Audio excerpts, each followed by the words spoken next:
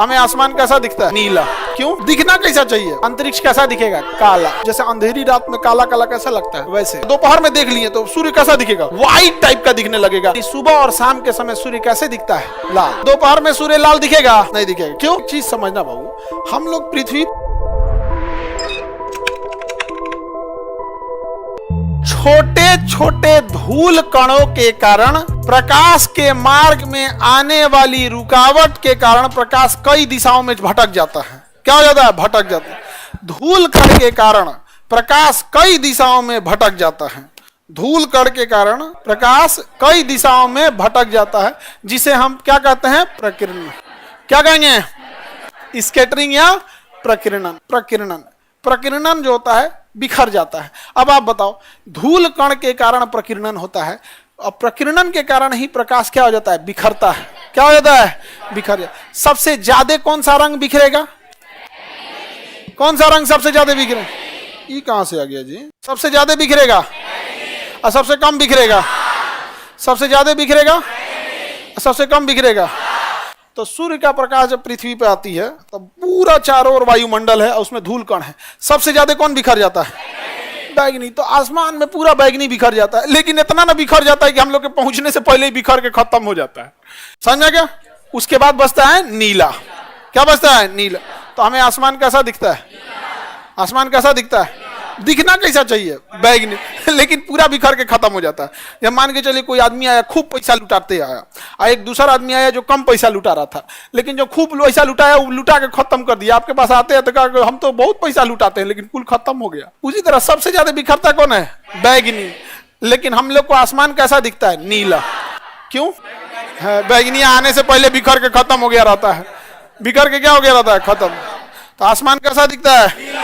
क्यों? प्रकीर्णन के कारण, प्रकाश के प्रकीर्णन के कारण आसमान कैसा दिखता है? नीला। दिखना कैसा चाहिए? बैगनी। बैगनी का प्रकीर्णन इतना ज्यादा हो जाता है कि खत्म ही हो जाता है। यहाँ पे समझ में आ गया? आगे बढ़े। अच्छा, अगर धूल कण हो ही ना तो प्रकीर्णन होगा? प्रकीर्णन नहीं। अंतरिक्ष में धूल कण है? अंतरिक्ष में धूल कण नहीं है, तो प्रकीर्णन होगा? तो अंतरिक्ष कैसा दिखेगा? काला। अंतरिक्ष कैसा दिखेगा?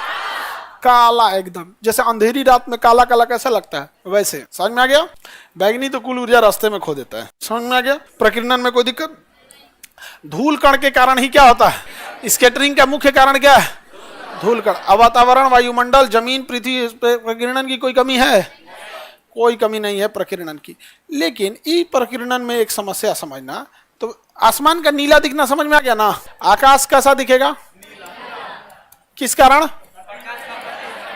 और स्पेस यानी अंतरिक्ष कैसा दिखेगा? ब्लैक। क्योंकि प्रकीर्णन होता ही नहीं। प्रकीर्णन हो, धूल कण नहीं तो प्रकीर्णन कहां से हो गया? अब एक चीज समझना बाबू, हम लोग पृथ्वी पे हैं। यह है पृथ्वी बाबू। इसका एक होराइजन है। होराइजन मतलब कर्व, घुमाव। इस होराइजन में अगर आप ध्यान से देखिएगा तो इसमें धूल कण की कोई कमी नहीं है। इस पृथ्वी के होराइजन में धूल कण की कोई कमी नहीं है। अर्थ होराइजन में धूल कण की कमी है। पूरा का पूरा वायुमंडल में क्या भरा है? धूल कण। और यही धूल कण किसको जन्म दे देता है? प्रकीर्णन को। तो प्रकीर्णन के लिए जिम्मेदार कौन है? प्रकीर्णन के लिए कौन जिम्मेदार है? धूल कण जिम्मेदार है। तो ये हम इसमें धूल कण भर दिए। धूल कण भर दिए। अब ध्यान देना, सूर्य का प्रकाश, इसको मिटा देते हैं। यहाँ सूर्य है दोपहर में, ठीक है? सूर्य का प्रकाश जब आता है, सूर्य का प्रकाश जब पृथ्वी पे आएगा तो देखिए जैसे आएगा ये धूल कण इसको बिखेरना चालू करेंगे सर। बिखेरना चालू करेंगे सर, तो प्रकीर्णन होगा। सबसे पहले किसका प्रकीर्णन होगा? हाँ, बैगनी उगनी का प्रकीर्णन होगा।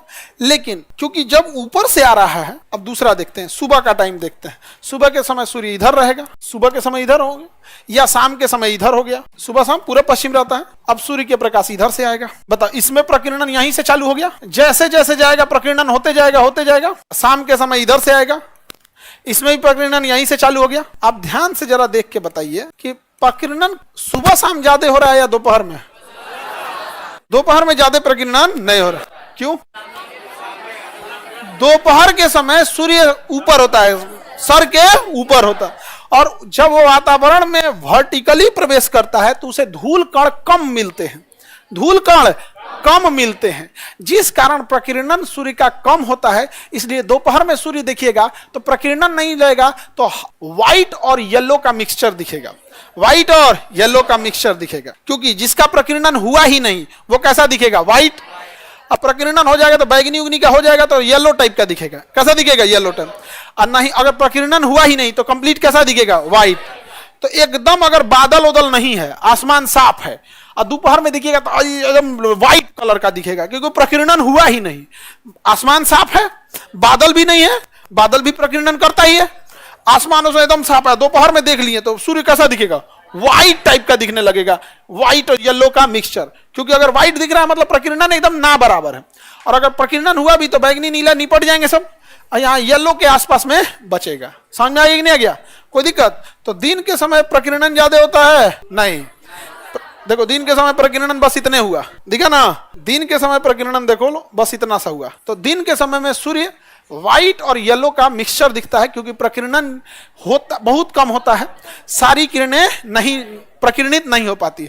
लेकिन वही अगर सुबह या शाम की बात करें तो वो क्षैतिज रूप से प्रवेश कर रहा होता है, तो रास्ते में इतना ज्यादा प्रकीर्णन होता है, इतना ज्यादा प्रकीर्णन होता है कि लगभग सारा रंग इसका बिखरने लगता है, सारा रंग बिखरने लगता है। सबसे पहले बिखरेगा बैगनी, नीला, आसमानी, हरा, पीला, नारंगी, और सबसे लास्ट में कौन पहुंचेगा, सबसे लास्ट में पहुंचेगा रेड।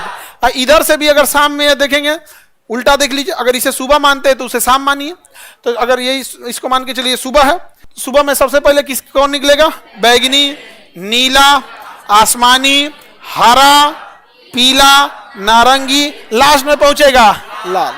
तो सुबह और शाम में हमें सूरज किस रंग का दिखता है, किस रंग का, क्यों, प्रकीर्णन के कारण। और दोपहर में सूर्य लाल दिखेगा, नहीं दिखेगा, क्यों, प्रकीर्णन कम होता। तो दोपहर के समय सूर्य ठीक सर के ऊपर होता है, और जब वो वापस आता है हमारे ऊपर तो उसे वायुमंडल में धूल कण बहुत कम मिलते हैं वर्टिकल प्रवेश करने के कारण, जिस वजह से बहुत कम ही प्रकीर्णन हो पाता है, जिस वजह से हमें व्हाइट और येलो का मिक्सचर दिख जाता है।